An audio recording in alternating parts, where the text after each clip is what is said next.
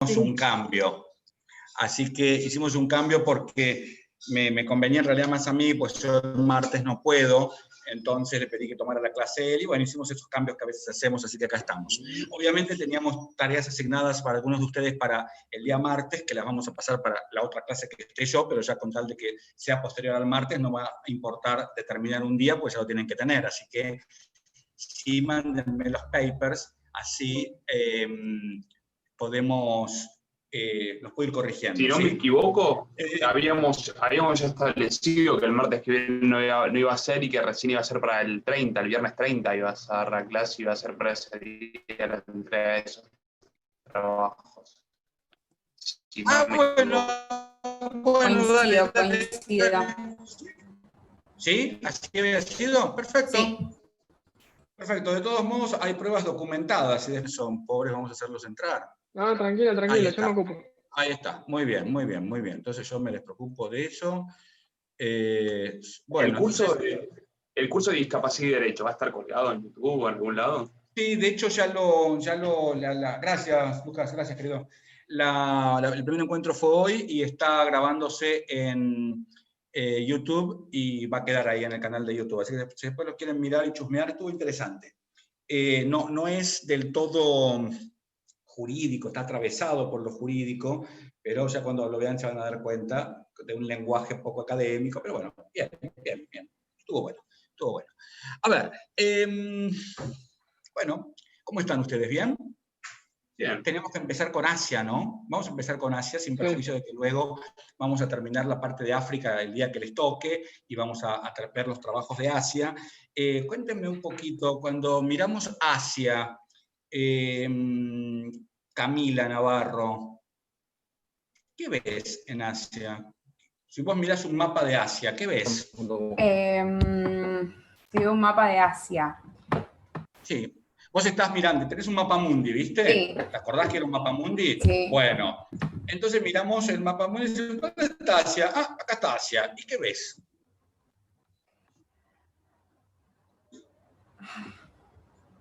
Qué difícil. ¿Mm? Lo tengo como muy lejos, no veo nada en particular. Algo Sí, lejos. Sí. Está bien, eso es lo que ves, algo lejos.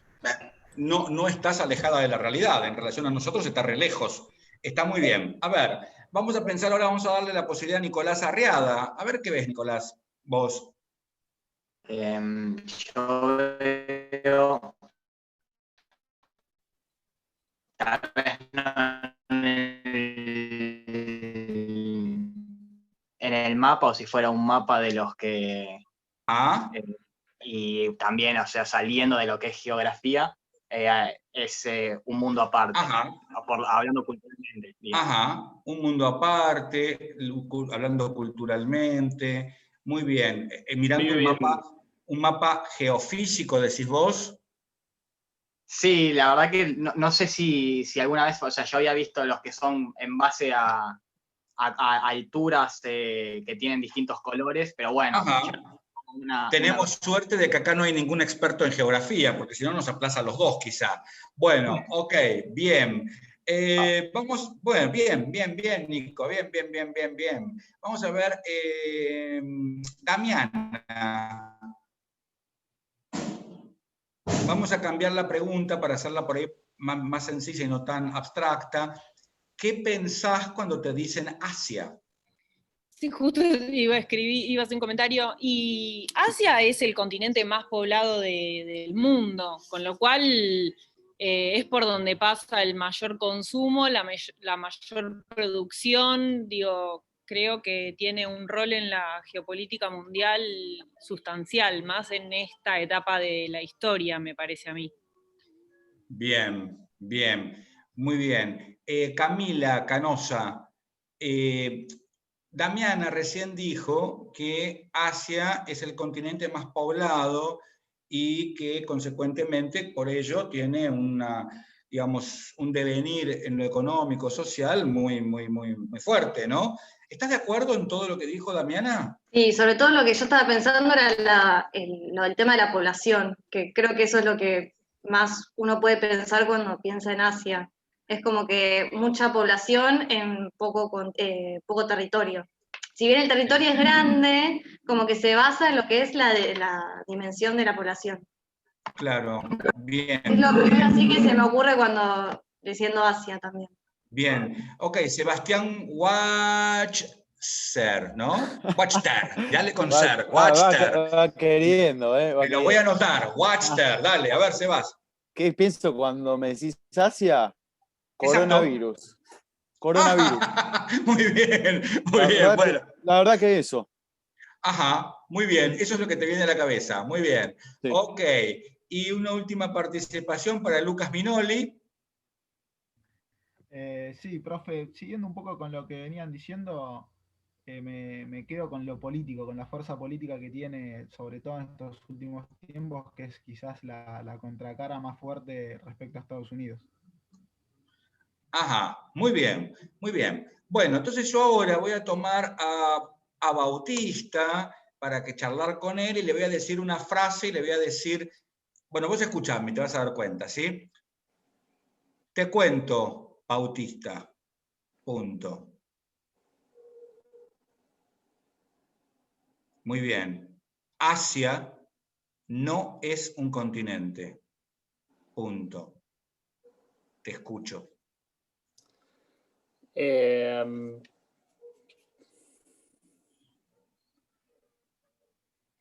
¿A qué se estaría refiriendo a que es una región más que un continente? Porque yo tengo entendido que la India es considerada un subcontinente. A ver, esta es una conversación entre vos y yo y somos dos locos. Entonces yo te digo, Bautista, punto. Asia no es un continente, punto. ¿Vos qué me contestás? Yo te digo, para mí sí. Bien, para vos sí. Y lo contestás tajante. Muy bien, entonces yo ahora te digo, en mi secundaria, punto, es de locos esta conversación. Mi profesora de geografía, punto, dijo, punto, que los continentes son territorios, espacios inmensos de tierra rodeados por océanos. Eso dijo mi profesora de geografía, a quien yo recuerdo muy bien, y recuerdo un libro que era de la profesora Quaglia de Vivas, de geografía, que decía eso. Punto. Te toca a vos. ¿Europa es un continente? Tampoco. Muy bien. Entonces, para esta línea de la geografía, el continente es Eurasia. ¿Por qué? Porque ni Europa ni Asia, en realidad, están rodeadas por océanos. Si nosotros, ahora vamos a hablar bien, dejemos de jugar, si nosotros tomamos la posición de los que saben, que son los geógrafos, ¿no? Los especialistas en geografía, y el especialista en geografía dice, che, para que sea un continente tiene que estar rodeado por océanos, pues no podemos discutirlo mucho nosotros que apenas somos juristas. Está bien. En consecuencia, ahí tenemos que empezar a charlar. ¿Por qué es importante esto, chicos? Yo siempre lo enfoco este tema de la misma manera, porque a mí me parece que es muy importante la identidad. ¿Sí? A ver, en África, por ejemplo, tenemos una diversidad cultural, pero dentro de un eje, ¿sí? Dentro de un eje claro, que son las culturas, por decirlo de alguna manera, más rudimentarias, y el avance de esa Europa colonizadora de otras épocas que terminó en esta realidad. Pero Asia tiene algo como diferente. ¿Por qué digo que tiene algo diferente?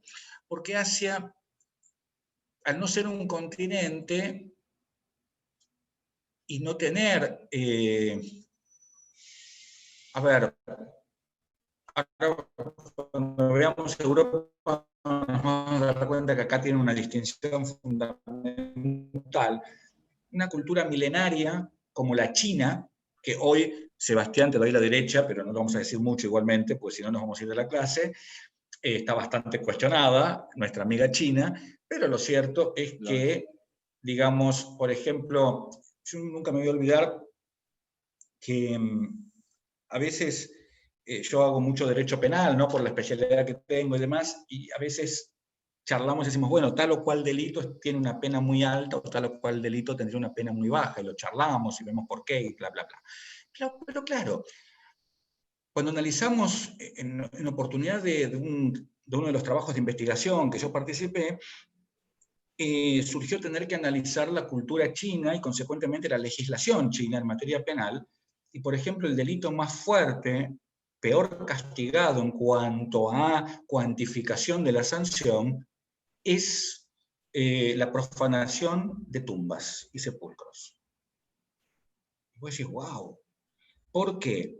Pero peor que el homicidio, ¿eh? ¿Por qué? Porque el valor que le da la cultura china a sus antepasados es un valor que está basado en la cultura milenaria que tiene. Entonces fíjense cómo la norma jurídica termina atravesada, conformada, formada por los tipos culturales. Perdón, ¿Sí? ¿puedo hacer una observación? Dale, dale.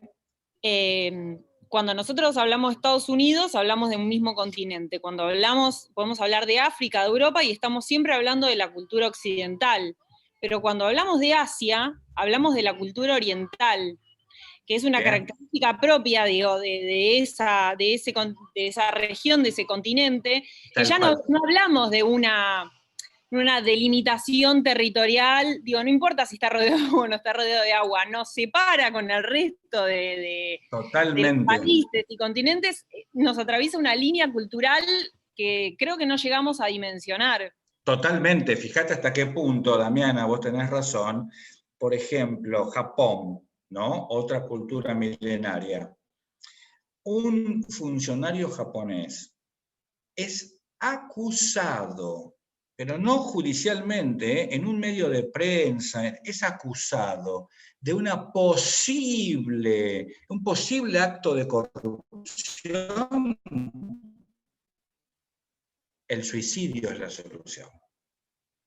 Y vos decís, wow, qué fuerte. El honor, el nombre, el honor, son valores jurídicos que no se pueden mancillar, que no se pueden ni siquiera atentar contra ellos. Entonces, claro, esto hace que para que podamos convivir con gente de esa cultura, tenemos que respetar su cultura y a su turno comportarnos de conformidad a esos estándares culturales, ¿no? Es muy complejo. ¿Por qué digo que es complejo? Porque la realidad de Asia, en virtud de la historia que tiene Asia, que no la voy a tocar acá porque no soy experto en historia y porque lo que diga es simplemente de lectura apasionada que puedo hacer, pero nada más, no tiene ningún valor científico, lo cierto es que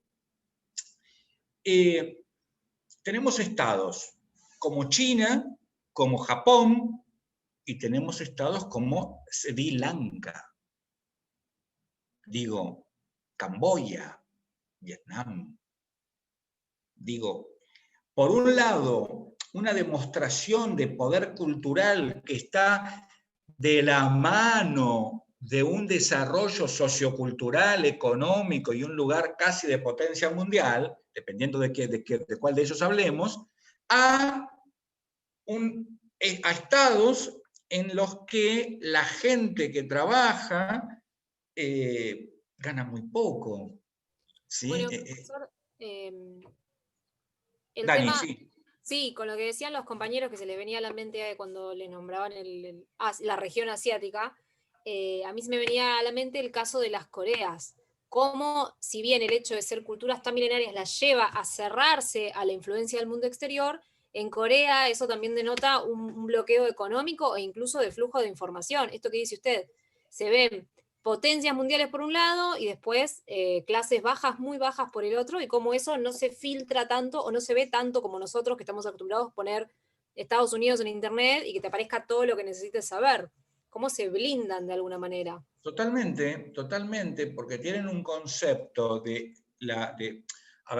aquello que es que puede ser público y de esto que es privado, que es muy diferente al que manejamos nosotros.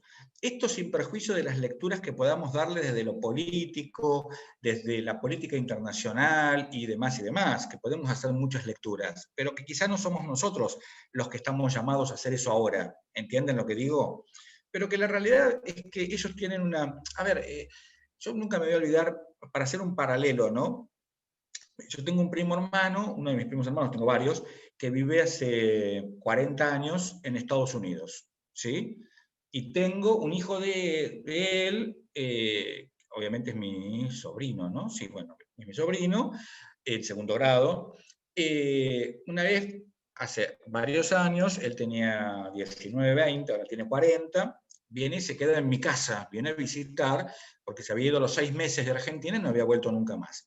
Y charlando, en un momento dado llegamos a hablar del tema impuestos, y entonces él me decía, yo no puedo creer que ustedes, dice los argentinos, como si él no lo fuera, pero bueno, como que ustedes los argentinos no entiendan lo importante que es pagar impuestos. Y no sé, es un delito no pagar impuestos, ¿no? Claro, cuando nosotros lo trasladamos eso a nuestra sociedad, de cada 10 habitantes de esta república, 8 no pagan impuestos. Entonces vos decís, che, ¿qué pasa acá? Bueno, podemos tener muchas lecturas, y no, pero lo que pasa es que no me lo devuelven, y no, yo voy a un hospital y no tengo ninguna retribución, no tengo luz en la calle, hay agujeros en las calles y no puedo circular, me rompen el auto, etcétera, etcétera, etcétera, etcétera. Pero el punto es cultural. Nosotros no estamos culturalmente arraigados en ciertas cuestiones que otras culturas sí las tienen. No está ni bien ni mal, no es un juicio de valor. Es un análisis de identidad cultural que trato de hacer para que podamos entender de qué estamos hablando. ¿Vamos bien hasta acá? ¿Sí? Muy bien. Asia tiene características muy fuertes, tiene una tremenda cultura, una tremenda influencia del mundo árabe. De hecho, tiene estados que tienen la religión musulmana como primer pilar religioso. El caso de Turquía, por ejemplo, 70% musulmanes, 30% otras religiones. Bueno, Turquía también tenemos ahí un problemita, pues está al fin de los Urales, entonces tiene una partecita que está en Europa, otra partecita que está en Asia, entonces bueno, es medio euroasiático, pero bueno, eso lo podemos charlar luego cuando veamos Europa y las consecuencias que eso tiene en el caso específico de Turquía.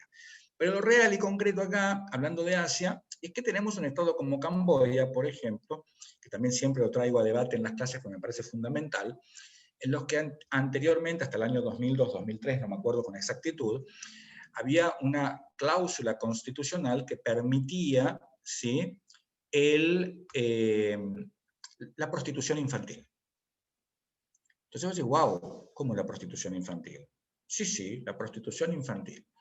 Porque la realidad es que una niña, un niño, hasta los 8, 9 años, después ya no, porque ya crece y no sirve para eso, gana $100, por decir algo, en el tiempo que el padre o la madre trabajan por un plato de arroz.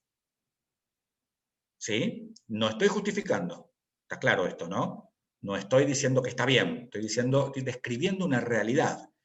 Esto generó mucho trabajo del Comité de los Derechos del Niño, ¿sí? Y se logró un cambio en la Constitución, se sacó la prohibición de los hoteles internacionales, pero la realidad es que en el resto de los hoteles sigue la prostitución infantil. Esto es tremendo, tremendo realmente, pero es una realidad camboyana, actual, de hoy, del año 2020. Tremendo. Claro, imaginen, hay otras realidades como la de Sri Lanka. En Sri Lanka, por ejemplo, si vos querés ser un defensor de los derechos humanos, si vos querés trabajar en derechos humanos, no te van a dejar. Porque no se autorizan ONGs cuyo fin y propósito sea la protección y defensa de los derechos humanos. No.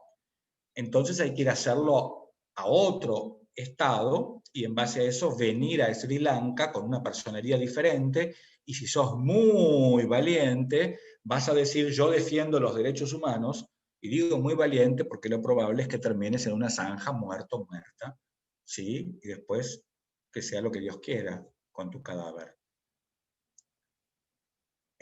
Digo,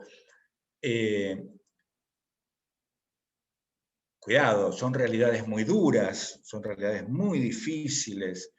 Entonces, claro, eso justifica un poco el hecho de que Asia, vamos a contradecirnos en algo, como continente, vamos a hablar bien, como región de un continente euroasiático, efectivamente es el único espacio geográfico del mundo que a la fecha no ha logrado generar una organización de carácter regional.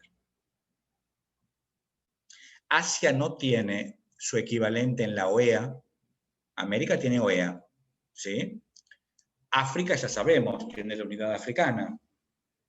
Europa no lo sabemos, pero lo vamos a saber próximamente, tiene el Consejo de Europa.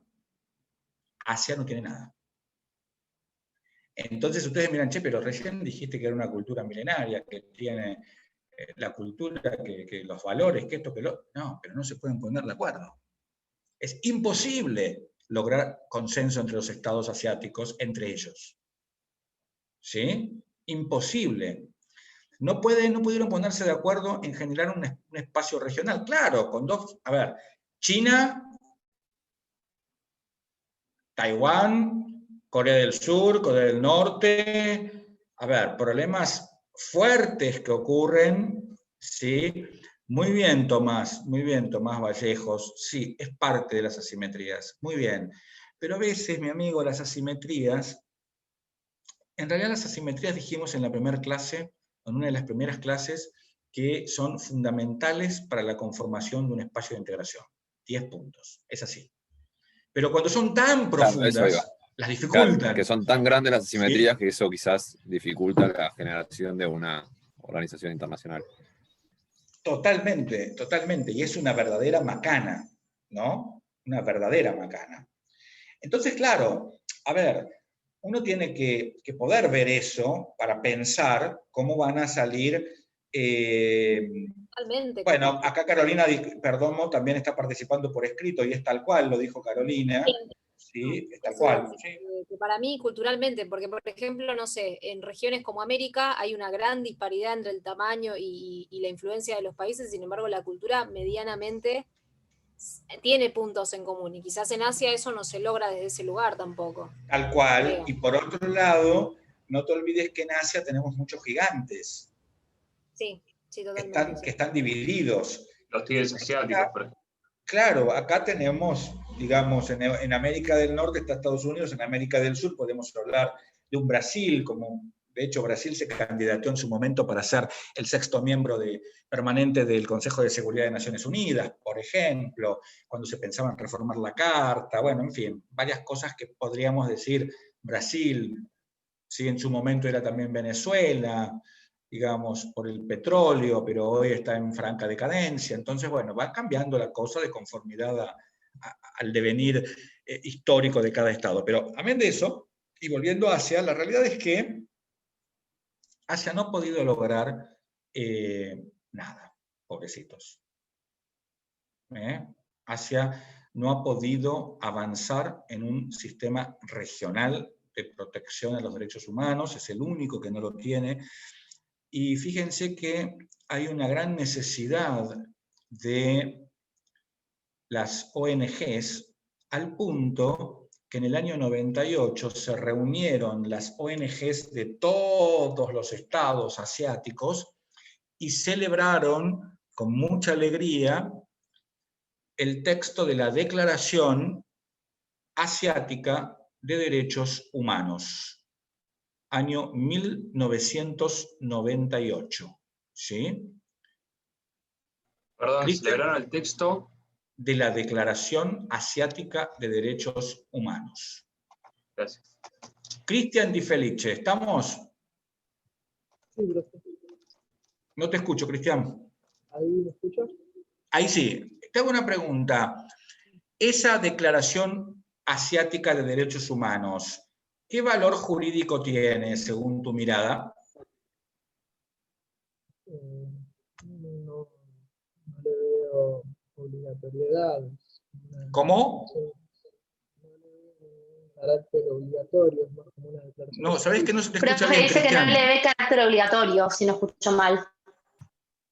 ¿Que no tiene carácter obligatorio o que tiene carácter obligatorio, dijiste, no, Cristian? Que no tiene. ¿Y por qué?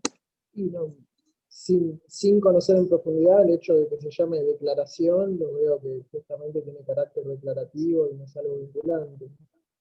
Ok, no es una estructura de pensamiento errática la tuya, muy por el contrario, yo te pondría muy bien 10 felicitado y 3 caritas felices si no existieran 2 declaraciones en el mundo, como la Declaración Universal de Derechos Humanos y la Declaración Americana de Derechos y Deberes del Hombre, que son declaraciones y tienen valor vinculante. Entonces eso haría caer tu posición, Cristian. ¿Qué opinas al respecto? No, sí, pero al no conocer en profundidad sobre el tema me inclino por esa postura. Aunque obviamente, bueno, puede Yo haber. creo que sería porque no lo firman los estados, sino que lo firman ONGs. ¿Qué pensás de eso, Cristian? No, también, sí. Pero en ese caso bueno, mi estimado colega Di Felice, ya usted pasó el primer parcial, mi amigo, yo no le admito que usted me conteste, no, yo por no conocer del tema, acá somos todos expertos, ¿eh? ¿De acuerdo? Bueno, muy bien, perfecto, pensó bien igual, pensó bien, porque la palabra declaración puede llevar a suponer que es un texto que no es vinculante desde ya, muy bien, pero hay declaraciones como la Declaración Universal de Derechos Humanos, la Declaración Americana de Derechos y Deberes del Hombre, entre otras, que se transformaron nada más ni nada menos que en norma ius cogens. Entonces eso tira por tierra la posición. Pero bien, en este caso, Cintia, que le tiró a Cristian un salvavidas que efectivamente lo sacó y le evitó que se ahogara, lo real es que efectivamente el tema está en que no está firmada por estados. Claro, a ver, un tratado, el texto internacional que sea, tiene que estar aceptado por los estados. ¿Entienden? Porque los estados son los sujetos del derecho, los primarios sujetos del derecho internacional. Entonces, esa declaración asiática, ¿qué hace? Es como una cachetada a los estados, ¿no? Es decir, che, si nosotros pudimos, ustedes, ¿por qué no? ¿Entienden? Y la respuesta, ¿cuál es? No hay voluntad política. ¿Y por qué no hay voluntad política? Porque hay otros intereses que defender y porque efectivamente es muy difícil que un chino se pueda poner de acuerdo con Sri Lanka, por decir algo. Está bien. Y aparte, el concepto cultural que hace a la base de cómo se va a valorar la norma es totalmente diferente. ¿Entienden esto? ¿Sí? Muy bien. ¿Qué pasa con el derecho de la integración? En consecuencia, según vos, Pablo Ingenito, ¿qué te parece que sucede acá? ¿A qué se refiere? Claro, quiero decir, ¿pensás que efectivamente hay sistemas de integración así como en América o como los que estudiamos de África? ¿Pensás que no hay nada? ¿Qué se te ocurre? Yo creo que no. Ajá, muy buena especulación. Bien, pero hay. Entonces, ¿cómo van a ser los sistemas que existen? Quiero decir, ¿fuertes o débiles? Débiles. Exacto. Podríamos pensar, Jesuán, que en Asia existe alguna posibilidad en este momento de avanzar hacia el derecho comunitario. Y no, es muy improbable. Tal cual, altamente improbable, porque tenemos sistemas de integración que son débiles y que si los pensamos en el sistema, en el sentido que estudiamos los diferentes niveles de integración, podríamos pensar con mucha suerte en el tercero, más no en otros. Sí. No avanzó más. Sí, además culturalmente, la verdad que no. Yo tuve la suerte de estar ahí hace 2 años. ¿En qué parte estuviste, Jesús? Contanos. En Tailandia, Camboya y Vietnam. Bien. ¿Y qué viste? Como dijeron acá los compañeros y compañeras, es muy distinto. Primero que hay mucha diferencia entre, por ejemplo, Vietnam y Tailandia, un país que es Tailandia, que es muy capitalista, y Vietnam es comunista, obviamente. Después, obviamente, primero por el lenguaje y las costumbres y todo, pero es otro mundo, digamos, ¿no? Ni siquiera es otro continente, es otro mundo. Pero sí, quizás hay algunas similitudes por ahí en la población con la latina, yo noté, por lo menos en Tailandia. En Tailandia, ahí eso sí iba a decir. Sí, lógico. Sí. Pero bueno, sí, noté lo mismo que estaban comentando acá, que son muchas concentraciones de gente en las principales ciudades, y bueno, mucha disparidad en cuanto a lo económico y a lo cultural también. O sea, no tiene nada que ver, por ejemplo, en un aeropuerto los chinos se te pegan acá en una fila, por ejemplo, y los japoneses los tenés a más de 1,5 metros, 2 metros. Obvio, es una falta de respeto, otra cosa en el mundo japonés, claro. Sí, culturalmente, o sea, son muy, muy dispares, y se nota. Sí. Vos sabés que es muy interesante esto, Jesús. Gracias por compartirlo porque nos abre la cabeza a todos. Es interesante, ¿saben por qué? Porque uno piensa que, a ver, entre ellos es muy difícil que se pongan de acuerdo, ¿sí? Es complicado, no imposible, pero que hay muchos ruidos en la comunicación que tienen directa relación con todas estas cuestiones que trajimos cada uno de nosotros a debate acá. Por otro lado, la realidad es que la cantidad de población que hay, inmensa, China, 1.300 millones de chinos, India, 1.200 millones de personas, digo, ¿qué hace? Que todos los demás, los que están cerca, fuera de esta zona, ya, me interesa el negocio hacer, ya, me interesa el comercio asiático, me interesa esa franja asiática, me interesa poder llevar mis productos a Asia, me interesa traer productos de Asia. ¿Vamos bien hasta acá? Y claro, entonces esto hace necesariamente que se tenga que mover la maquinaria desde la, digamos, la petición que se hace desde el afuera a la realidad que tienen los de adentro, termina generándose la aparición de los Ispajar, que son... Yo, ASEAN... A ver, ¿cuál es? No. Marce, no me acuerdo. Ajá, la ASEAN y... Perdón, ASEAN y... No sé quién tiene otro. ASEAN, APEC. Y APEC. Bien, ok, y hay, porque hay otros. Y ASEAN, APEC, y creo que habíamos hablado acá del grupo de Perú, ¿no? Sí, también grupo de Perú. Claro, el grupo de Perú. Perú. Lo tengo yo, el grupo de Perú. Bien, el grupo de Perú tiene mucha relación porque en realidad el grupo de Perú se conforma porque le interesa el mercado asiático. Claro. ¿De acuerdo? Entonces, esto está muy, muy piola poder analizarlo, porque digo, el mercado asiático es de sumo interés para otros ámbitos geográficos y pareciera ser que Asia no toma cuenta de eso, lo toma de una manera muy particular. Digo, esto era como una introducción para poder avanzar en la clase próxima. Parece que está todo mezclado, pero no está todo mezclado. Vamos a terminar con África, vamos a comparar con los sistemas asiáticos y vamos a empezar luego con Europa, que es donde nos vamos a quedar hasta que terminemos el cuatrimestre. ¿Estamos bien hasta acá todos? Muy bien.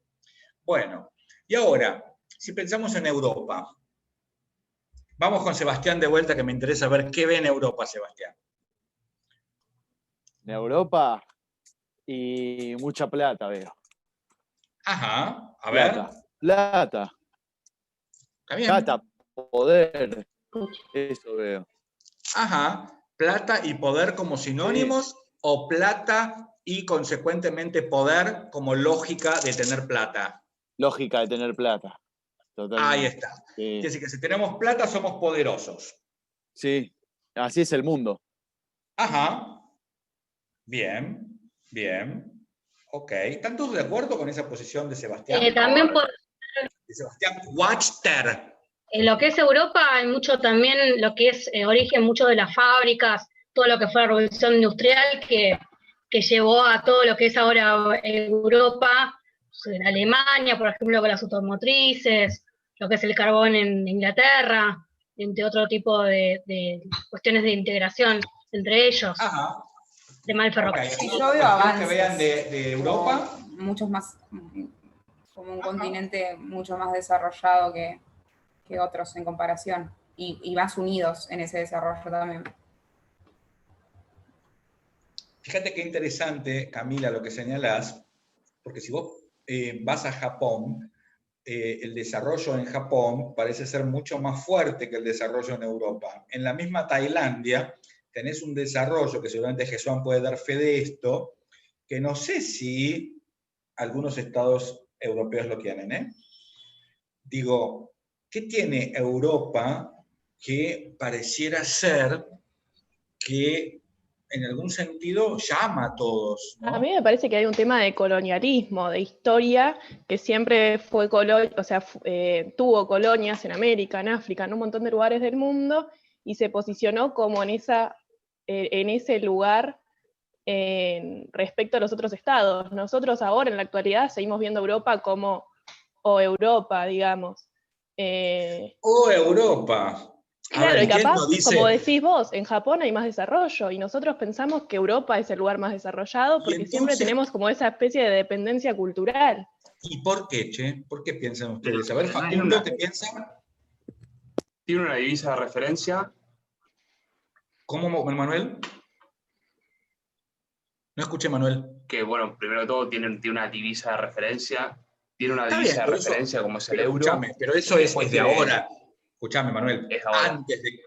Antes de que tuviéramos el euro, de que tuviera Europa el euro, era igual. Cada país tenía su moneda, exacto, sí, era igual. Pero esto que estamos charlando, en realidad, no es en virtud de la moneda única de la zona euro. Era anterior. Yo creo que es más una cuestión cultural. ¿Cómo, Nicolás? Que yo creo que es una cuestión cultural, o sea, ligado con lo que decía Cintia del colonialismo, sino que también es una cuestión de cómo en el tiempo los inmigrantes fueron desperdigándose por varias partes del mundo. Entonces, es como una referencia en lo que es antepasados de mucha de la población, por lo menos acá en Argentina. Que hay mucho descendiente de inmigrante. Entonces siempre traes cosas culturales que te hacen, para bien o para mal, tener algún reflejo de allá. Yo creo que en Europa es muy grande y muy extensa, muy antigua la tradición. A ver, en todo sentido. Fíjense cómo Jesús trae acá a charla el tema de la cultura, ¿sí? Y ustedes saben que Europa, a ver, alguien habla, la verdad, ¿no? Históricamente, así. Se conoce. Sí, pero ¿sabes? Yo te entiendo cómo, ojo, te entiendo lo que decís y cómo lo pensás, ¿eh? Es un lenguaje simbólico eso. No, desde ya. Y no digo que no estoy de acuerdo, ¿está bien? Lo que digo es para que vos pienses y puedas estructurar esa idea. Cuando aparece un líder, ¿por qué es líder? Porque tiene cualidades, porque habla bien, porque es inteligente, porque tiene plata, entonces tiene poder, por lo que fuere. Pero no hay líder si no hay seguidores. Claro, obvio. Sí, siempre hay alguien debajo. Sí. Ahí vamos, en esa misma estructura, la historia de Europa, entonces, tenés que replantearla tal cual la dijiste antes. Digo, en el sentido de las responsabilidades, no digo que no sea así, pero digo, nosotros somos los que miramos a París y tenemos un barrio de Recoleta que es una réplica de París. París no nos dijo, hagan Recoleta, ¿eh? ¿Está bien? Digo, para pensarlo. Ahora, miren esto. Cuando nosotros estudiamos la historia universal y estudiamos los fenómenos actuales, generalmente nos remiten a Europa. ¿Saben por qué?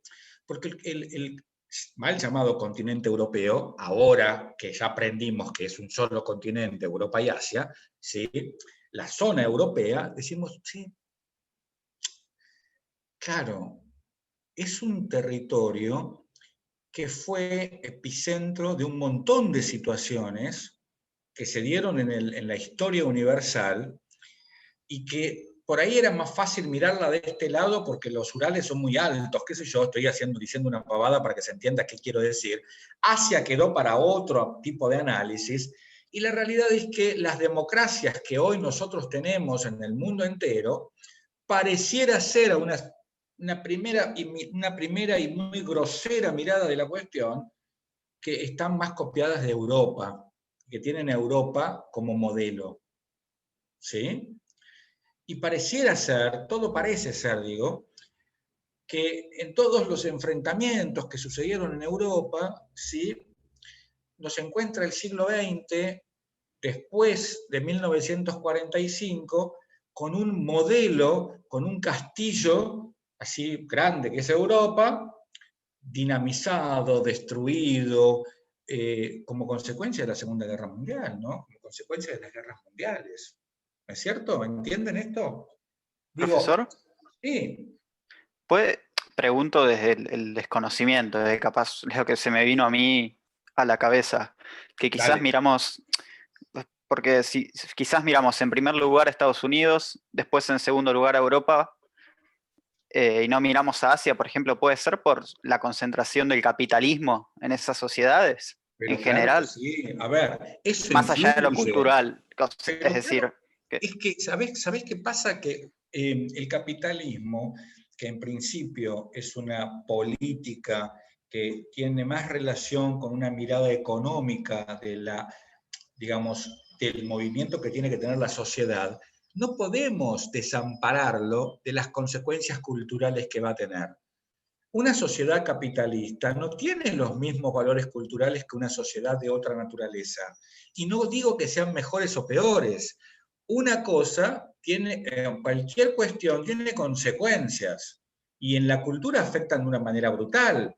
Nosotros, los argentinos, principalmente, miramos mucho a Europa y establezcamos claramente por qué. Todos venimos de españoles o de italianos. En principio, la gran mayoría de esos dos lugares. Luego podrá determinarse otro tipo de también inmigraciones que se dieron. Pero los italianos y los españoles fueron mayoría como los portugueses en Brasil. No es casual que en Brasil se hable portugués y que en Argentina se hable castellano. ¿Se entiende lo que quiero decir? Si seguimos ese pensamiento, claro, a ver, nosotros, es más, cuando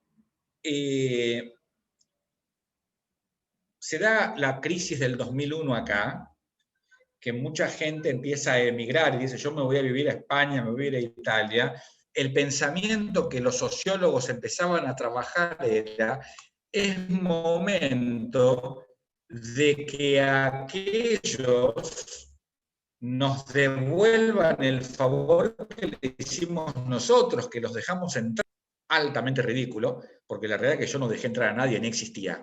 ¿Está bien?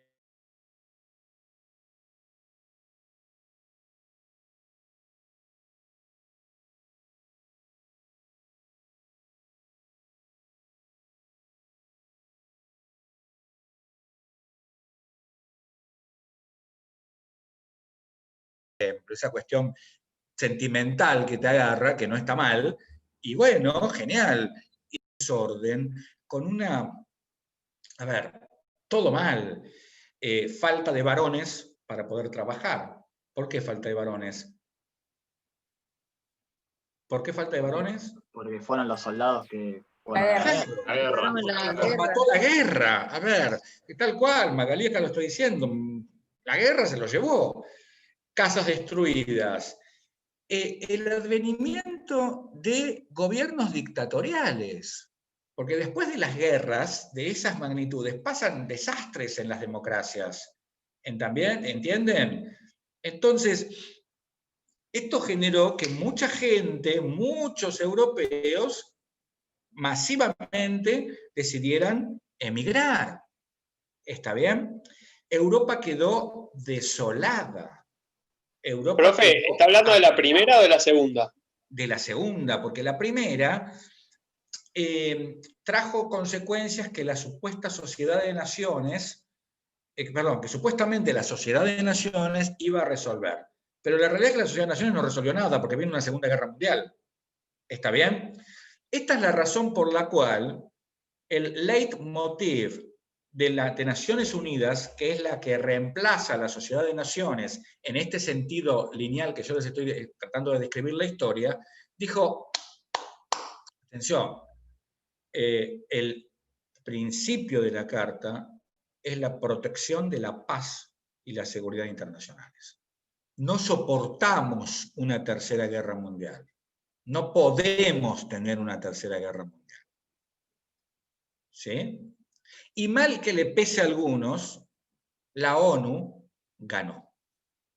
La ONU cumplió su cometido. La ONU tuvo la capacidad de evitar una tercera guerra mundial. Porque no sucedió. Quien tenía el deber de evitar la Segunda Guerra Mundial era la Sociedad de Naciones, ¿no? Claro. Y como no lo logran, después de la Segunda Guerra nace nace Naciones Unidas y ahí sí se... Okay. Claro, a ver.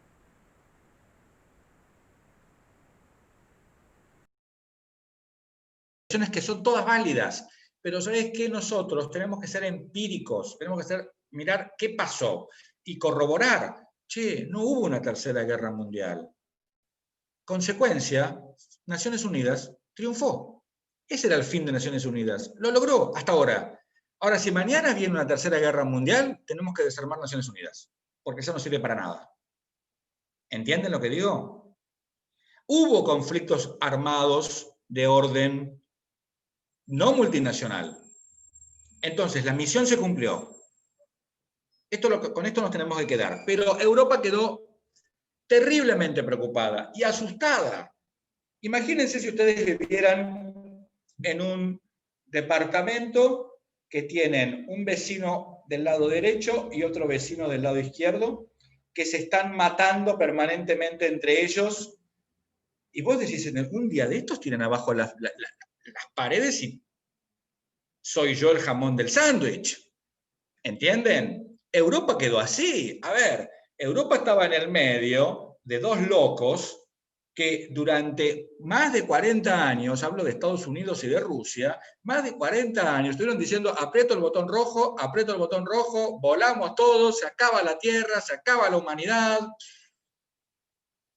Imagínense cómo estaba Europa. Cuando ya había sufrido ser el escenario de dos enfrentamientos multinacionales, multilaterales. ¿Entienden lo que quiero decir? ¿Sí? Una cosa, profe, no entiendo por qué dice que después de la posguerra europea hubo un advenimiento de gobiernos dictatoriales.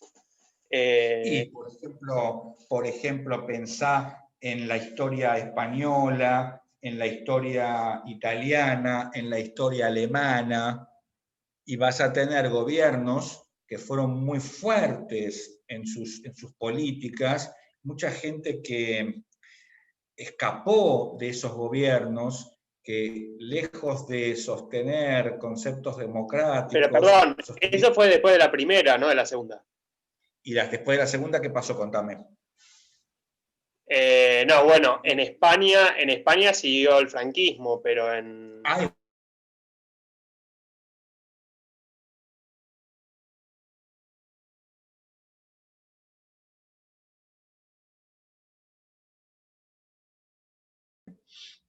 Termina la Primera Guerra, la gente no hace el análisis, ahora tenemos un gobierno socialdemócrata y vamos a estar mejor.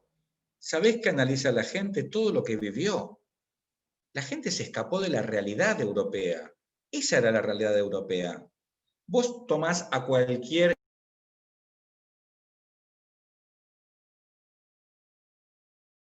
El fin es poder mostrarles que la Europa del siglo XX, que se presenta en la primera parte del siglo XX, es una Europa destruida. Entre la primera y la segunda, destruyeron Europa. Ahí fueron todas las batallas. Italia. Pues imagínate Italia, el caminar por las calles. Hay una película, La vida es bella, que te describe la realidad de la guerra de una manera... Y ¿sabés qué? Al ciudadano italiano que nació en el 40, no sé si le importa cuándo estuvo Mussolini. Le importa saber que en su país no podía estar. ¿Entendés lo que te quiero decir? Como que todo esto destruyó, porque hubo tantos manejos de política internacional en virtud de las guerras que no había una democracia que efectivamente, por más que haya asumido un partido socialdemócrata en Italia, que en España claramente Franco prosiguió, pero después se modificó la estructura de gobierno, digo, perfecto, podemos no coincidir en los años, pero hay una realidad. La marca en la sociedad es la que queda. ¿Entendés lo que quiero decir? Sí, yo lo decía por una cuestión de que en realidad el mayor movimiento migratorio fue después, en todo caso, de la Primera Guerra Mundial, pero después de la Segunda Guerra Mundial obviamente, hubo gente que se fue a Europa, pero no fue tan significativa como por lo menos finales del siglo XIX, principios del siglo XX. No, pero a ver, los movimientos migratorios de finales del siglo XIX no tuvieron que ver con los enfrentamientos armados, sino con otras cuestiones. No, eso ya lo sé, claro. Pero yo lo decía por el hecho de lo de la Segunda Guerra Mundial. Yo creo que ahí, en materia de migración, nos ilustra mucho los informes que tiene documentados el ACNUR, que tienen muchísimas cosas muy interesantes, y nos va a dar el detalle de cuáles fueron mayores o menores. No coincido con vos que hayan sido mayores algunos que otros, fueron todos fatales. Ya cuando un grupo de personas tiene que salirse de su estado en virtud de lo que luego va a ser llamado una situación de refugio o algo similar, es algo terrible. Digo, yo lo que les quiero señalar, Facundo, es, a ver, Europa estaba diezmada, ¿sí? Entre la Primera y la Segunda Guerra Mundial, Europa quedó diezmada. Entonces, ¿por qué quiero llegar a este punto? Quiero llegar a este punto porque es fundamental para entender cómo se reconstruye Europa. Porque hoy nosotros vemos, estamos con la Unión Europea, sí, es la zona geográfica del mundo que obtuvo un mayor grado de integración porque llegó al derecho comunitario con todo un desarrollo vastísimo, pero ¿de dónde partió? Y esto es lo que quiero dejar en claro para ustedes, lo que quiero que piensen. ¿De dónde parte? Parte de la destrucción, parte de la necesidad de buscar soluciones, ¿no? ¿Entienden esto? Yo con esta idea me conformo. Después podemos charlar, si quieren, de las cuestiones relacionadas más que nada con la historia política de cada Estado, o charlar sobre los verdaderos gobiernos dictatoriales y qué entendemos por un gobierno dictatorial, porque eso también es un tema muy importante para mí, ¿no? Al momento de por ahí abordar la conversación. Pero bueno, piensen ustedes cómo, para la próxima digo, cómo podemos suponer, cómo podemos pensar juntos, o mejor dicho, cómo piensan ustedes que los europeos lograron resurgir, lograron renacer. Esta es la tarea para el hogar. ¿De acuerdo? Profe, hay una película también muy buena de la época, El pianista. Ah, también, por supuesto. Espectacular. Sí, por supuesto. A ver, todo está buenísimo, es verdad. Creo que son todas la misma. Hay una serie en Netflix que se llama Freud, que más allá de que habla de algo en particular, deja traslucir todos los movimientos entre los estados para lograr fines que lejos estaban de representar los intereses de la ciudadanía.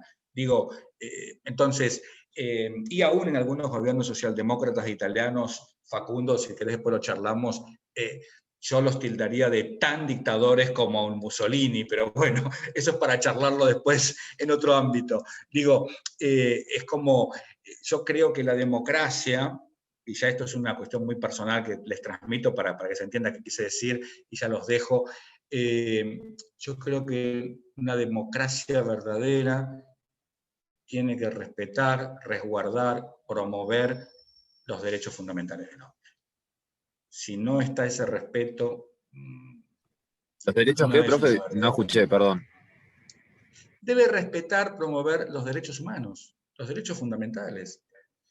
Cuando tenemos gobiernos que se olvidan de las libertades individuales, ese gobierno es peligroso para el Estado. y es tan dictador como un gobierno militar. Con las diferencias que cada uno tiene en su manera de llevar adelante las cosas, ¿no? Por supuesto. Pero eso es una opinión personal, no lo tomen como una cuestión crítica o científica, porque no lo es. Bueno, gente, nos vemos el martes. El martes van a tener con Ricardo igual, porque yo no voy a estar. No, conmigo se van a ver el viernes que viene, ¿sí? ¿Ok? Ok. ¿Alguna duda, alguna participación, algo que me quieran contar?